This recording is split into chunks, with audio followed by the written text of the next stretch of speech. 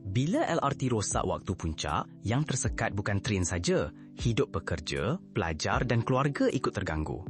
Kalau kita tengok sebagai keluarga B40 dan M40, isu ini bukan sekadar lewat sampai pejabat. Ini soal sama ada pengangkutan awam boleh dipercayai setiap hari. NST melaporkan pengguna Kelanajaya Line makin kecewa dengan gangguan berulang, termasuk masalah isyarat dan kerosakan mengejut ketika waktu sibuk. FMT pula melaporkan Rapid Rail sedang tingkatkan kerja penyelenggaraan di laluan itu. Jadi, ada dua perkara yang sama-sama penting. Satu, operator memang perlu diberi ruang untuk baiki sistem. Dua, pengguna juga berhak tanya, sampai bila rutin harian mereka perlu jadi plan kecemasan? Sebab bagi penumpang, satu gangguan bukan cuma mesej, maaf atas kesulitan. Ia boleh jadi tambang e-hailing tambahan, potong gaji sebab lewat, anak lambat diambil atau temu janji hospital terlepas. Inilah kos tersembunyi pengangkutan awam yang tak stabil. Bila orang hilang yakin, mereka kembali kepada kereta. Jalan makin sesak, kos hidup naik.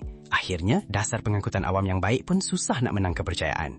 Sebab itu, Padax akan terus pecahkan isu macam ini. Kita bukan nak marah kosong, tapi nak bezakan antara gangguan sementara, masalah sistemik dan jawapan yang patut dituntut daripada pihak berkaitan.